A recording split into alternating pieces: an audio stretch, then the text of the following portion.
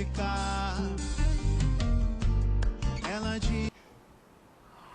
Vamos lá, pessoal. Boa tarde, muito prazer. Meu nome é Arthur Damasceno. Imenso prazer estar aqui com vocês trabalhando Direito Constitucional. E a nossa intenção hoje vai ser esgotar um tema que vem sendo muito cobrado durante todo esse ano. Tá? CESP trabalhou demais. Hoje mesmo pela manhã aqui na cidade do Rio de Janeiro a gente teve uma provinha muito boa. Secretaria da Fazenda, tema cobrado mais uma vez.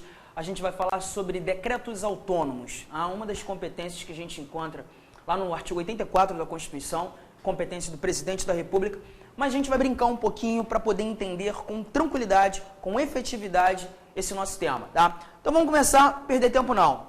Vamos lá, galera. Seguinte, esse nosso primeiro quadro aqui, a gente vai encontrar, né, as informações preliminares do Presidente da República. Vou fazer a leitura, acompanha comigo. Compete privativamente ao Presidente da República e nesse caput eu já... Deixa eu colocar aqui, né, a canetinha.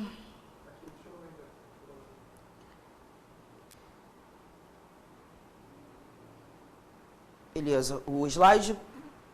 Show de bola. Nesse caput aqui a gente já vai grifar esse privativamente, galera. Primeiro, nesse momento a gente já traz um retrato rápido do que a gente encontra a partir do artigo 21 da Constituição. Aquelas competências da União, você adora competência exclusiva, privativa, comum, concorrente. E é nesse momento que a gente percebe que quando tratando da competência privativa e da competência exclusiva, a gente já percebe uma diferença, né? Sempre quando tratando da ideia de competência privativa, é importante nós lembrarmos da delegabilidade, tá? E em percebendo que essas competências do Presidente da República, elas se encontram num roteiro de competências privativas, aqui existe a possibilidade de delegação. Algumas destas competências estão apresentadas no artigo 84, né? São 27 incisos, algumas delas serão delegáveis para determinados indivíduos. E o que dá ensejo a essa ideia de delegação é o que nós encontramos no finalzinho desse nosso artigo 84.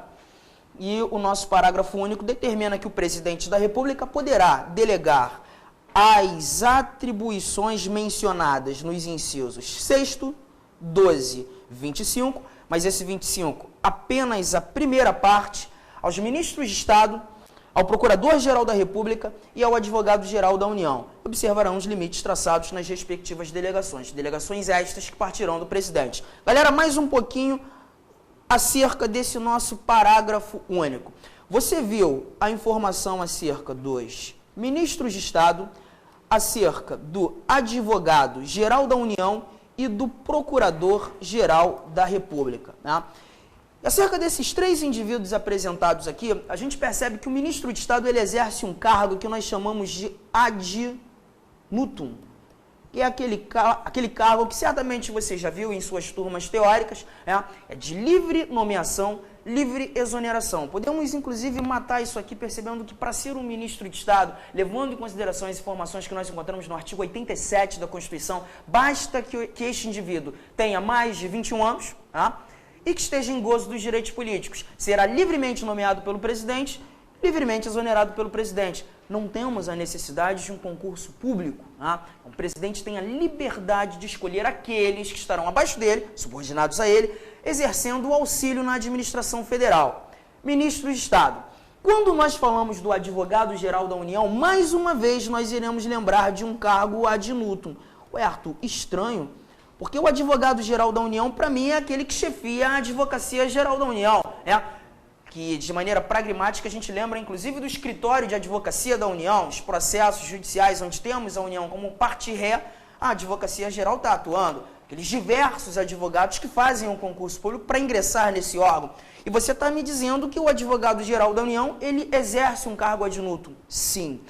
Por mais que nós estejamos falando de um órgão, e nós temos membros concursados, o Advogado-Geral da União ele pode ser livremente escolhido pelo Presidente da República. Não necessário ser o Advogado-Geral da União um membro efetivo da advocacia. O Presidente tem total liberdade para nomear, total liberdade para exonerar. Beleza?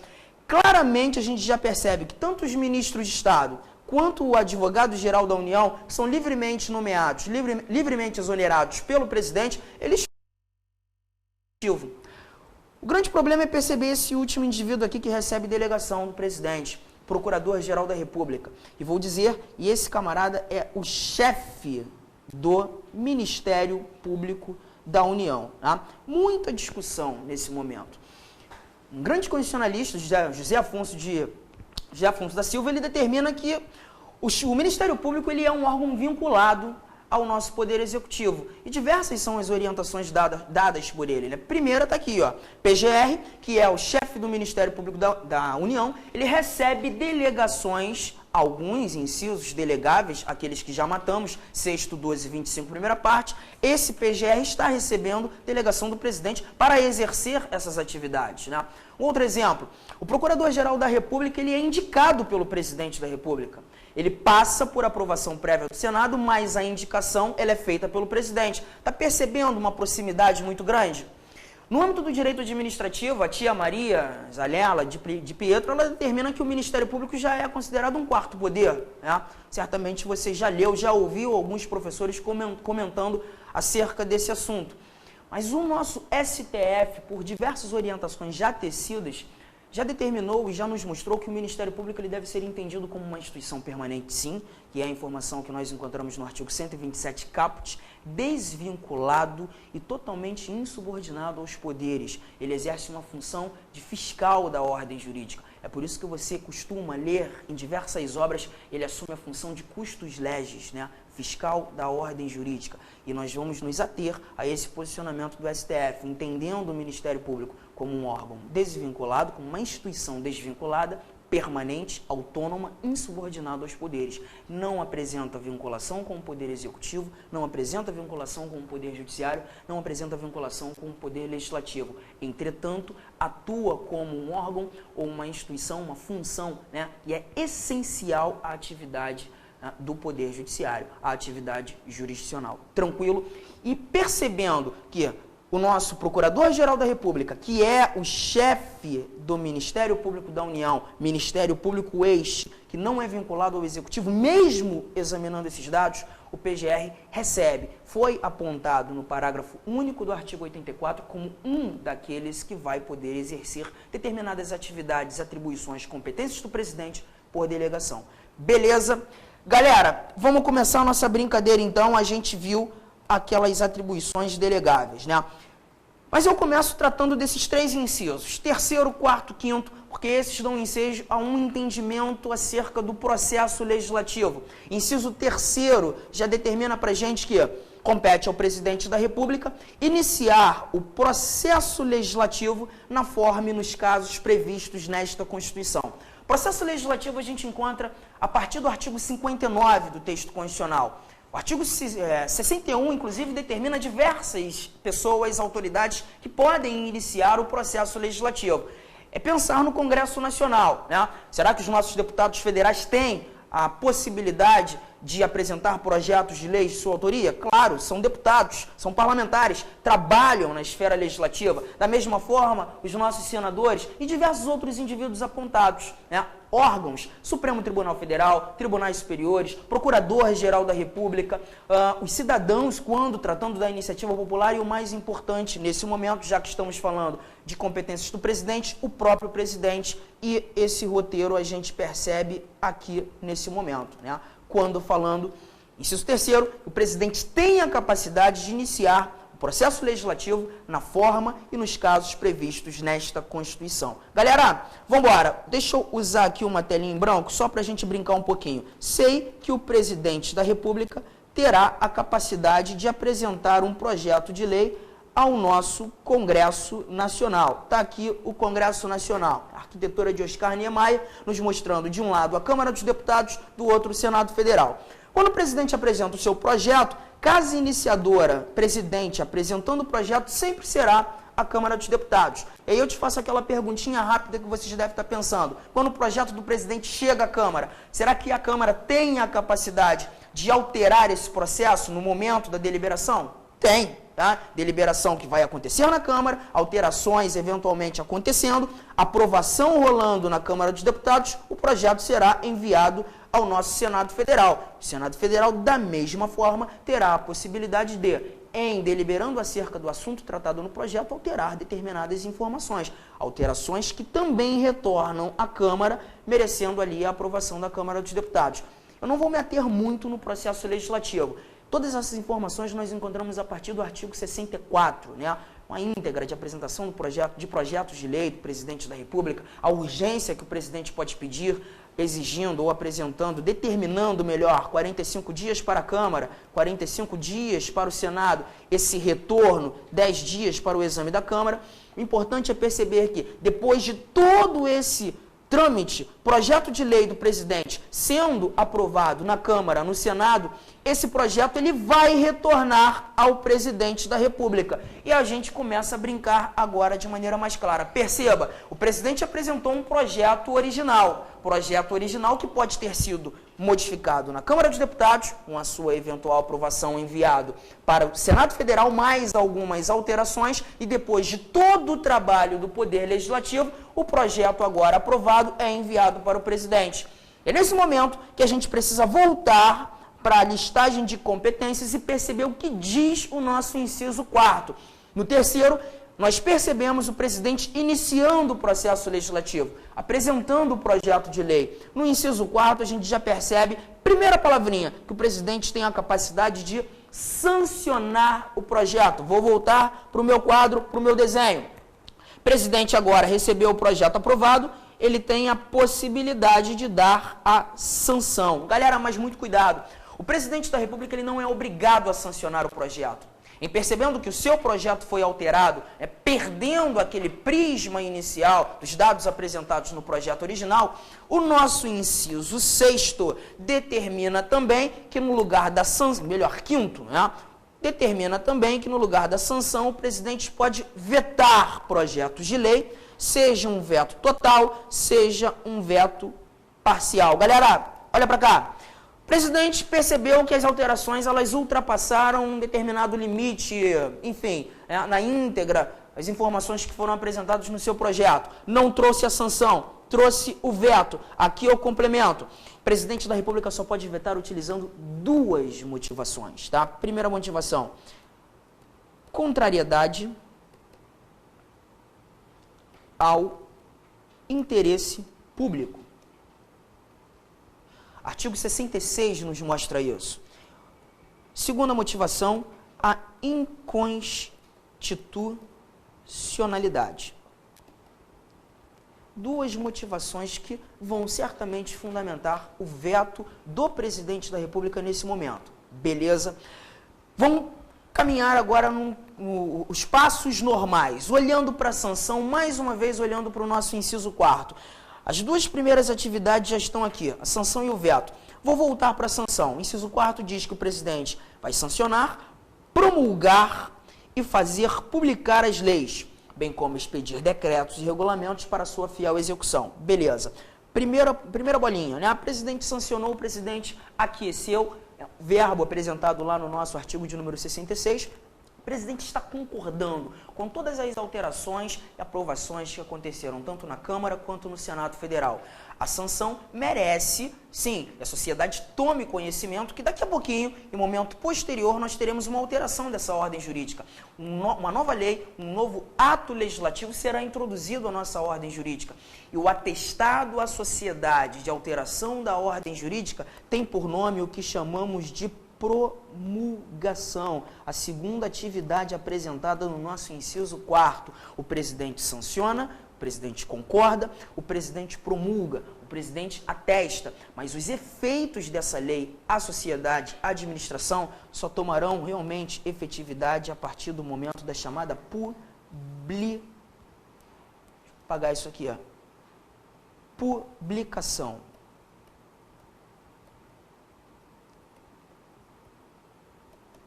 Beleza, galera?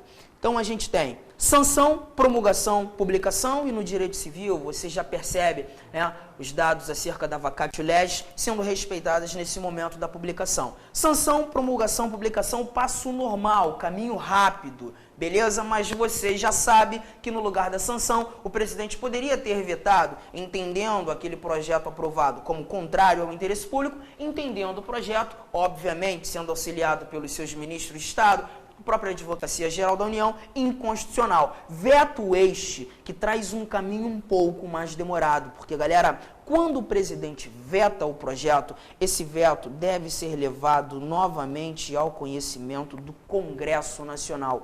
E o exame do veto ele não mais acontecerá de maneira separada, sessões separadas, como vimos naquele primeiro momento, a apresentação do projeto. Agora, o veto do presidente será avaliado por uma sessão unicameral, deputados e senadores deliberando conjuntamente, veto que pode ser derrubado. A rejeição do veto pode acontecer exigindo apenas a maioria absoluta do nosso Congresso Nacional. E aqui entra um detalhe importante que muitos concurseiros dão mole nesse momento. Eu preciso avaliar esses caminhos para responder isso com muita facilidade. Perceba, o presidente não sancionou, o presidente vetou, fundamentou seu veto usando uma dessas motivações, ou a contrariedade de interesse público, ou a inconstitucionalidade. O veto foi enviado ao Congresso Nacional avaliando esse veto, buscou rejeitá-lo por maioria absoluta. Agora esse veto deve ser mais uma vez levado ao conhecimento do presidente. Um veto que foi rejeitado. Minha pergunta é muito simples. A rejeição do veto pelo Congresso Nacional, nesse momento, faz com que o Congresso Nacional envie esse veto rejeitado ao presidente para qual passo, galera? Muita gente vai lembrar da sanção, mas eu já vou te mostrar o seguinte. Quando o presidente vetou, era o momento que ele poderia ter sancionado. Então, se agora o veto foi levado ao conhecimento do Congresso Nacional e esse veto foi rejeitado, o veto rejeitado volta ao presidente para a fase da promulgação. É importante dizer, nós não estamos falando e não vamos, minha intenção não é exaurir as informações acerca do processo legislativo. Mas a fase constitutiva do processo legislativo, ela dá fim com a sanção ou com o veto. Em momento posterior ao veto dado, veto este rejeitado e levado novamente ao conhecimento do presidente, o presidente da República nada mais pode fazer agora. O presidente da República ele vai agora iniciar uma terceira fase, é a fase complementar. É apenas atestar à sociedade que a ordem jurídica será modificada pela promulgação e, em momento posterior, tornar o ato legislativo público, com a publicação lá no nosso Diário Oficial. Galera, o veto rejeitado leva o projeto de lei ao presidente da República para a promulgação. Tá claro isso, galera?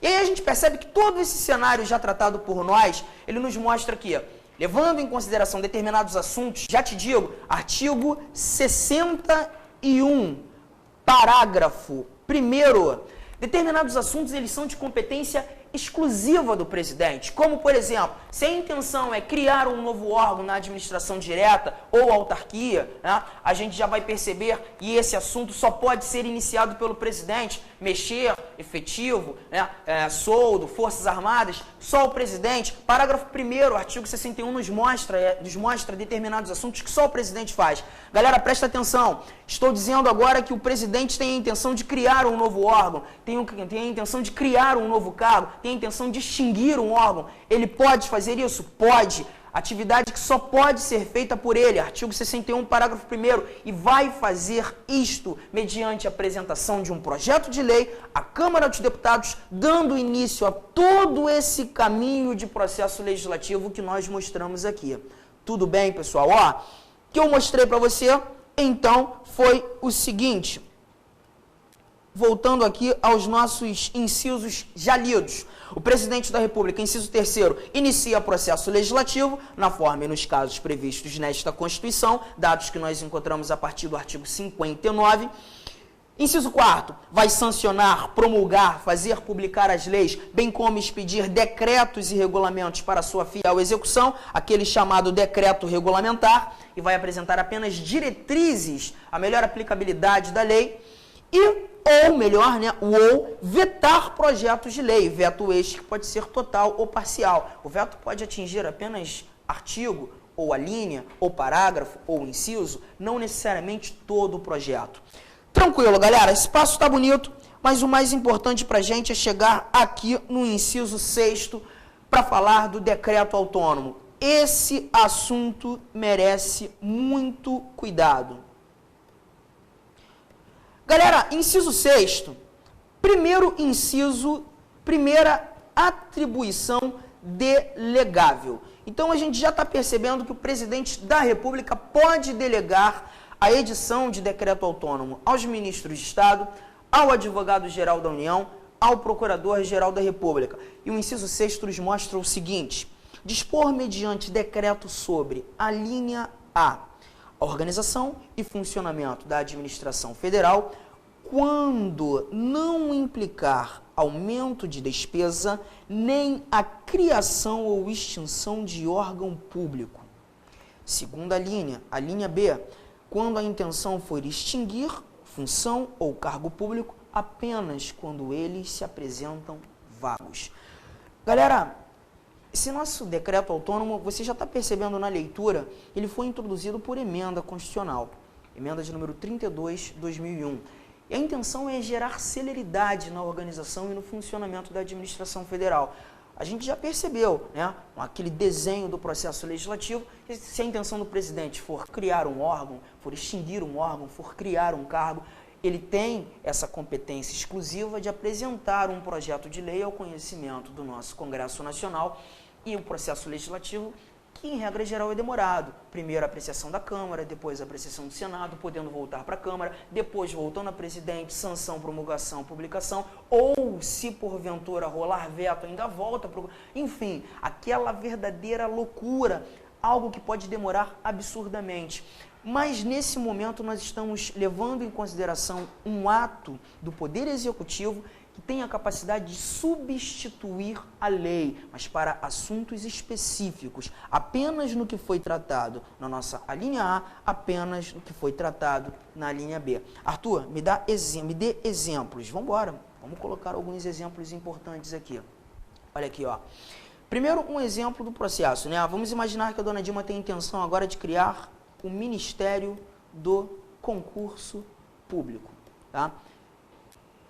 E se ela vai buscar criar agora um Ministério do Concurso Público, a gente sabe que vai precisar de um ministro de Estado, né? Então o Igor, que está aqui na sala com a gente, né, aguardando daqui a pouco um aulão aí, sensacional de direito administrativo. O Igor, dona Dilma ligou para o Igor, aquele domingão à noite, falou: poxa, Igor, vou criar um ministério, estou pensando em criar um ministério, um novo ministério, o Ministério do Concurso Público, tá? Não sei como proceder. O Igor, direito administrativo, já vai mostrar para ela: olha, dona Dilma, se a intenção é criar um novo órgão, certamente esse novo órgão vai acarretar despesas à administração pública. E para despesa, eu preciso de previsão, eu preciso de lei. Então, a senhora vai ter que levar ao conhecimento do Congresso Nacional um projeto de lei na intenção de criar esse ministério, tá?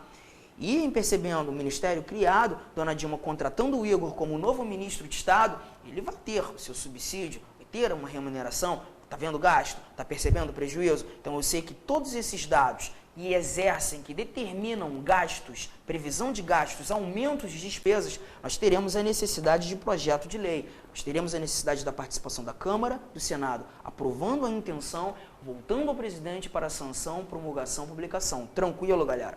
Mas agora eu vou mudar o exemplo completamente. Vou falar ainda de órgãos, tá? Mas agora num caminho bem diferenciado. Olha aqui, ó. Vamos imaginar que o Igor não vai se tornar ministro do concurso público. Ele já é um ministro de Estado, tá? Ele é o ministro da Fazenda. E aí ele liga para dona Dilma no domingo à noite, nervoso pra caramba, diz para ela: dona Dilma, tô sem saber o que fazer, porque, olha, as nossas atribuições estão enormes, muita coisa, e está aqui nas nossas costas. A gente precisa de mais servidores, precisamos de um novo concurso público. A gente não está dando conta. E aí a dona Dilma já vira para ele e fala o seguinte: poxa, Igor, olha só, mas tu está vendo a situação do Brasil, não temos condições de um novo concurso público, não dá para contratar, não dá para termos mais servidores. E aí o Igor diz para ela o seguinte: dona Dilma, então vamos fazer o seguinte, do outro lado, lá na administração indireta, a gente tem aquela galerinha lá do Banco Central. Porra, eles estão tranquilos pra caramba, tem servidor suficiente, a vida lá é muito boa, ganham bem também. Enfim, faz o seguinte, essas atribuições aqui, ó, X, Y e Z, que atualmente fazem parte do nosso órgão, elas podem ser muito bem levadas agora para o Bacen, porque o Bacen tem pessoal suficiente para dar conta dessas atividades sem a necessidade de provimento de cargos, sem a necessidade de um novo concurso público. Olha aqui, dona Dilma, estou dizendo para você que a gente pode arrumar a nossa casa, fazer com que o Ministério da Fazenda trabalhe muito melhor sem aumentar gasto, sem gerar despesa alguma. Tá percebendo, dona Dilma? Ela achei legal, dá para fazer isso. Então, peraí, Igor, você já está me dando esse bizu, esse caminho? Vou levar um projeto de lei ao conhecimento do Congresso Nacional. Aí o Igor vai dar aquela estalada na cabeça e vai falar assim, dona Dilma, você não precisa de projeto de lei, porque se a tua intenção for apresentar um projeto de lei ao Congresso Nacional, vai demorar horrores. Olha o que diz o inciso 6º para você, dona Dilma. Olha aqui, ó, como é que fica muito mais fácil. Ó, deixa eu voltar aqui, ó. Olha aqui, ó. Dispor mediante decreto, e esse decreto autônomo, letra A, quando a intenção for mexer na organização, no funcionamento da administração federal, mas a intenção for a de não aumentar despesa, não implicar nenhum tipo de aumento. Galera, transferir determinadas atribuições que até então fazem parte do Ministério da Fazenda ao Banco Central, da administração direta para a administração indireta, vai aumentar algum tipo de despesa? Vou ter a necessidade de novos servidores? Não vou. Vou arrumar a casa apenas? Preciso encher o saco do Congresso Nacional com projeto de lei? Não precisa. A linha A já está mostrando que a dona Dilma pode fazer isso por decreto autônomo. Um decreto que vai trazer novidade jurídica, ou seja, tem força normativa substituindo a lei. Tá percebendo, galera? E isso ela faz autonomamente, algo rápido, algo imediato. Mas se porventura a dona Dilma virar para o Igor no final da conversa e falar o seguinte, Igor, só tem um problema, tô sem tempo, tô cheia de coisa para fazer. A dona Dilma tá falando para ela que não vai conseguir, para ele que não vai conseguir fazer. Não tem problema.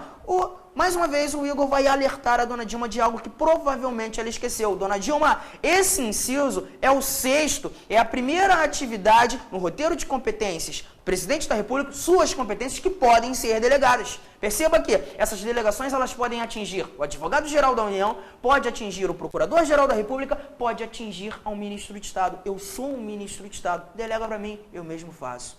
Tá percebendo, galera?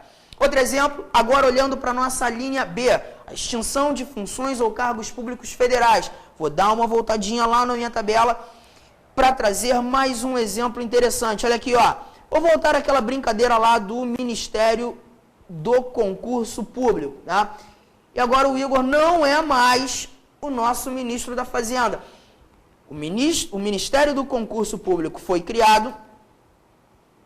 O Igor é o ministro do concurso público, mas ele não trabalha sozinho. Tá aqui, ó, nosso ministro, e abaixo dele nós temos 30 cargos. Tranquilo? Só que desses 30 cargos, a gente percebe que apenas 10 estão ocupados. E a dona Dilma anda um pouco chateada com o Igor agora nesse meu segundo exemplo, porque ela passa lá na frente daquela repartição, olha para dentro do ministério, tá lá, aqueles 10 servidores, todo mundo com a perna para cima da cadeira, tomando cafezinho toda hora, o cara que fuma desce para descer, desce para fumar 30 vezes no dia, enfim, todo mundo de bobeira lá, só que a dona Dilma não consegue pegar uma falha nesse ministério. É o ministério que está mais em dia com as suas atividades. E quando ela olha para a organização desse ministério, ela percebe o seguinte, tenho 30 cargos, apenas 10 estão ocupados, 20 vagos, mas as atividades estão em dias. Galera, te pergunto, esses 20 cargos vagos estão fazendo falta às atribuições do ministério? Nenhuma. E daqui a pouquinho pode até rolar um novo concurso público para criar ou gerar aumento de despesa à administração federal. Dona Dilma, certamente nesse momento, olhando para o nosso inciso 6º, pode pensar em fazer o seguinte, vem comigo de novo, dispor mediante decreto sobre, olha para a letra D, para a letra B, a linha B, extinção funções de cargos públicos quando esses cargos estiverem vagos. Galera, a dona Dilma pode extinguir um cargo? Pode, em regra geral, vai fazer isso novamente, pela apresentação de projeto de lei. Aquele caminho demorado pra caramba, que o projeto vai passar pela Câmara, vai passar pelo Senado, enfim. Isso você já entendeu. Mas se porventura esses cargos estiverem vagos, como é que a nossa presidenta pode resolver esse trabalho, galera? Pelo decreto, famoso decreto autônomo. Galera, bisuzão de prova. O decreto autônomo para que você resolva nas questões com muita facilidade, você precisa levar em consideração e a intenção é mexer na administração federal, é mexer na máquina administrativa sem aumentar despesa. Então, pensa comigo, galera, se a intenção é criar um novo cargo, esse cargo vai gerar despesa? Vai. Se a intenção é criar um órgão, esse órgão vai aumentar a despesa? Vai. Se a intenção é mexer na casa, sem criar órgão, sem extinguir órgão, sem criar cargo, posso fazer isso por decreto autônomo? Se não for para aumentar despesa, se a intenção for apenas arrumar, melhorar, trazer um trabalho mais efetivo para a administração, apenas dessa maneira e há a possibilidade da edição de decreto autônomo. Tá claro, galera? Ó, a gente vai fechar apenas anotando alguns dados acerca desse decreto autônomo que você precisa saber, tá, galera? Vamos lá, você vai colocar o seguinte. Decreto autônomo. Primeira setinha. Atribuição delegável. E você já sabe para quem a dona Dilma pode delegar essas atribuições. Segunda setinha. Trabalha em substituição à lei. Tudo bem? Terceira setinha. Diferentemente do decreto regulamentar, que traz apenas as diretrizes acerca da melhor aplicabilidade da lei, esse decreto aqui, ele traz novidade jurídica. E se ele traz novidade jurídica, se ele é um ato normativo que parte da vontade do presidente da República, ou seja, um ato normativo federal, hierarquicamente igual à lei, a gente percebe que ele pode sofrer controle de constitucionalidade. E quem faz o controle de constitucionalidade, quase não saiu aqui, né? Quem faz esse controle de constitucionalidade no formato concentrado, você sabe, galera, o nosso Supremo Tribunal Federal. Ação direta de inconstitucionalidade, tratando de lei ou ato normativo federal, estadual. Ação declaratória de constitucionalidade, tratando de lei, ato normativo federal. E a gente ainda precisa trazer, numa aula de Poder Judiciário, a gente fala a beça dela, da DPF, da Arguição de Descumprimento de Preceito Fundamental, representa caráter residual. Galera, esses dados você precisa guardar, todos eles relacionados ao decreto autônomo, tudo bem? Para a gente finalizar, nada melhor que olhar para as questões, né? Então, vamos embora, deixa isso aqui. Olha aqui, galera, a primeira questão que eu trago aqui, daqui a pouco ainda vou falar desse 25 que é importante, tá? Olha aqui, ó, a primeira questão, CESP esse ano trazendo o seguinte para a gente. O presidente da República acumula as funções chefe de Estado, chefe de governo e suas atribuições constitucionais são delegáveis, são indelegáveis. Galera, você já viu comigo, a gente nem perde tempo para resolver essa questão. As competências do presidente foram apresentadas no artigo 84. Compete privativamente ao presidente. A ideia de competência privativa, a possibilidade de delegação. Sei que nem todas as atribuições do presidente da República são delegáveis, mas todas elas são indelegáveis. Existem algumas delegáveis. Então, quando o CESP te mostrou que o presidente da República acumula as funções chefe de Estado, chefe de governo, ok, aqui perfeito, tá? Quando nós olhamos para a chefia de Estado, o presidente representando soberania, né? Quando exercendo a chefia de governo, o presidente atuando na gestão, atuando na administração, as duas chefias, elas coincidem nas mãos do mesmo indivíduo, o presidente da República. Quando da necessidade de ser substituído, muitas vezes exercendo chefia de Estado, representando soberania fora do Brasil, como a gente viu agora, Conselho de Segurança da ONU, Dona Dilma aquela bandeirinha do Brasil, aquela plaquinha escrito Brasil com Z, Dona Dilma estava administrando? Não, estava representando soberania, não estava na gestão, estava na representação. A gente percebe a substituição acontecendo, seu vice-presidente não tomando provimento do cargo de presidente, apenas substituindo, mantém-se vice-presidente, exercendo as funções da administração. Beleza, essas atribuições nós encontramos no artigo 84 e já percebi, elas são delegáveis, algumas delas. Ó, primeira questão, você já sabe. Falso. Tranquilo? Mais uma, galera. Olha aqui, ó. TRT, essa, juiz do trabalho, inclusive, né? Tranquila demais. Emenda constitucional introduziu na Constituição Federal previsão de edição pelo Presidente da República de decretos autônomos que disponham sobre a criação ou extinção de cargos e órgãos públicos. Galera, primeiro, vamos analisar. Emenda constitucional introduziu na Constituição previsão de edição pelo presidente desse decreto autônomo. Tá perfeito. Emenda constitucional número 32, 2001, introduzido por emenda. Agora, decreto autônomo, ele pode dispor sobre criação ou extinção de cargos e órgãos públicos? Galera, pensa comigo.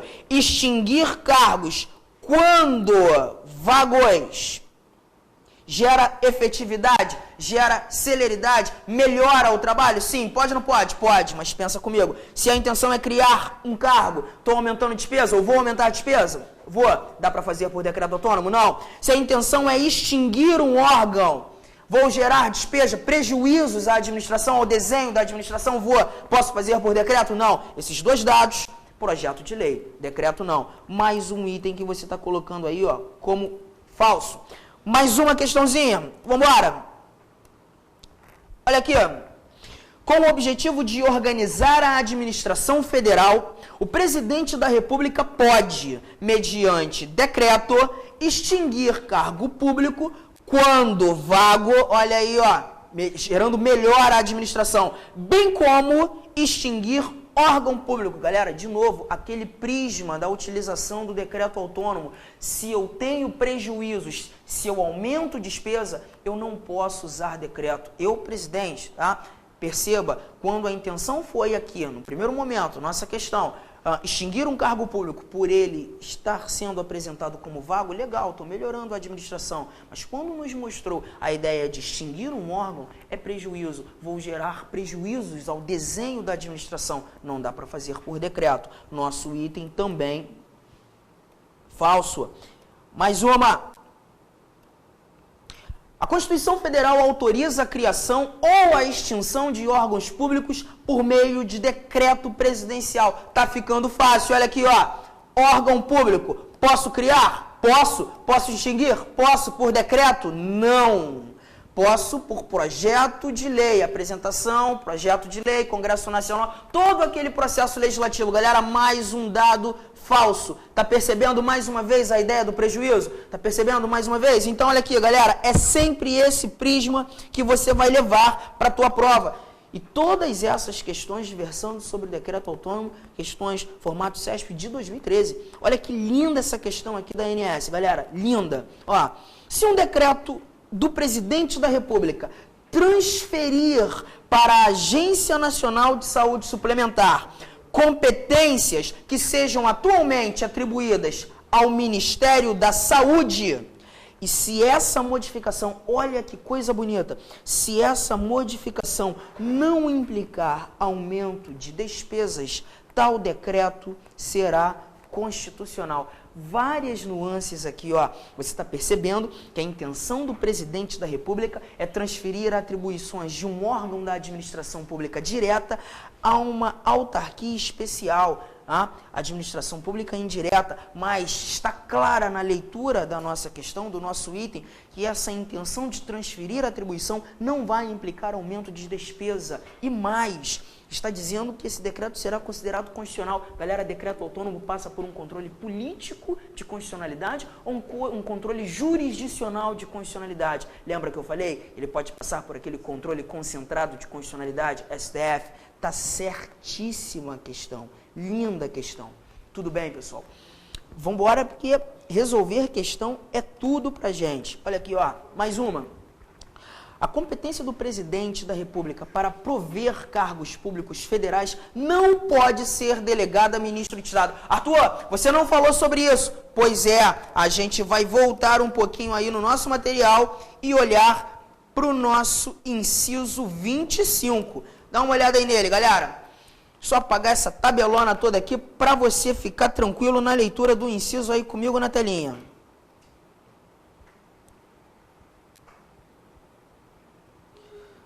Olha aqui, ó.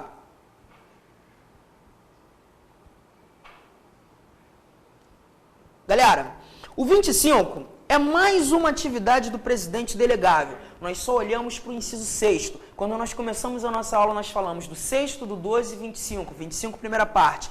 Quando eu percebo que no 25 só a primeira parte é delegável, olha a leitura. Prover e extinguir os cargos públicos federais na forma da lei. Galera, só o prover.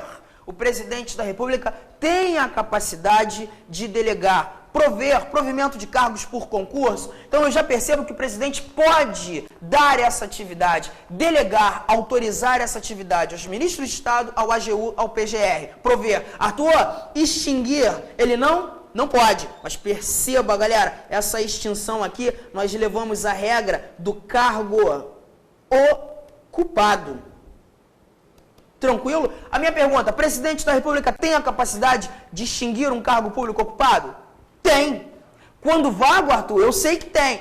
Mas perceba, galera, esse é o caminho, a coisa mais importante desse momento. O presidente da República, ele tem competência para extinguir um cargo público federal quando vago, quando ocupado. Os caminhos que são diferentes. Vou voltar para aquela questãozinha que a gente ficou na dúvida, né? Que a gente não conseguiu resolver, que olhou para esse inciso 25. Aqui, olha aqui, galera.